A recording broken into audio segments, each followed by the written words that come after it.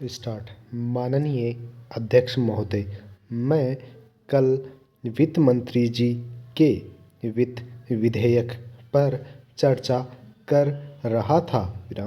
मैं निवेदन करना चाहता हूँ कि हमारे जो पिछड़े हुए जिले हैं उनमें शिक्षा का प्रसार हो।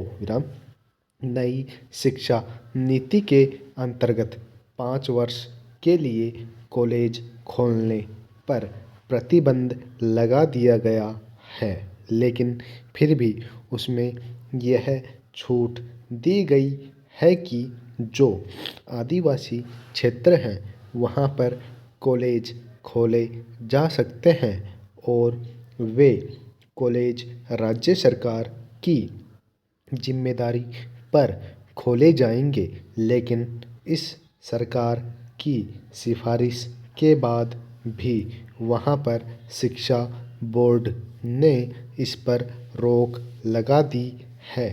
इस तरह से सरकार के निर्णय को वहाँ के अधिकारियों ने नहीं माना है। हमारे आदिवासी लोगों को शिक्षा से वंचित रखने का यह एक नया तरीका निकाला गया है। यदि सरकार इस प्रकार की परंपरा को बनाएगी तो यह लोकतंत्र की परंपरा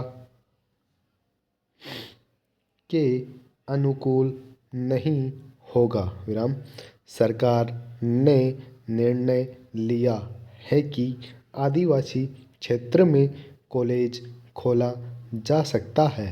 उसी निर्णय के अंतर्गत राजस्थान सरकार ने यह फैसला किया था कि वहाँ कॉलेज खोला जाए। इस पर शिक्षा बोर्ड का रोक लगाना उचित नहीं है।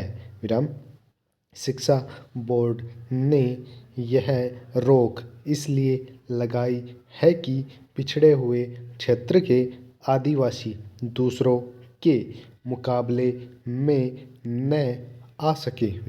यदि इस प्रकार से सरकार अधिकारियों के कहने पर शासन चलाती रहेगी तो पिछड़े हुए क्षेत्रों के विकास के रास्ते में बहुत बड़ी बाधा आएगी। मैं पुनः मंत्री महोदय से निवेदन करना चाहता हूँ कि राजस्थान ने जो निर्णय लिया है और प्रस्ताव पास करके कॉलेज खोलने का जो फैसला किया है उस पर अमल करते हुए उस कॉलेज को खोलने के आदेश दिए जाएं। पैराचेंज।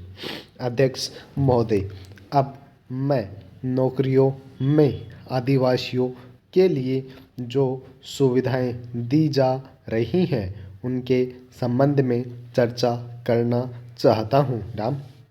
आपने हरिजनों और आदिवासियों के लिए नौकरियों में कुछ प्रतिशत स्थान सुरक्षित कर रखे हैं, लेकिन जहां पर अधिकतर आदिवासी रहते हैं वहां पर यह नियम ठीक नहीं है। वहां पर उसी हिसाब से उनको सुविधाएं दी जाएं जिस हिसाब से उनकी जनसंख्या उस क्षेत्र में है। मैं सरकार से यह निवेदन करना चाहता हूँ कि आदिवासी क्षेत्रों के विकास के लिए ऐसी समिति बनाई जाए जो वहाँ जाकर यह देखे कि विकास की योजनाओं पर किस प्रकार से काम हो रहा है। Full stop.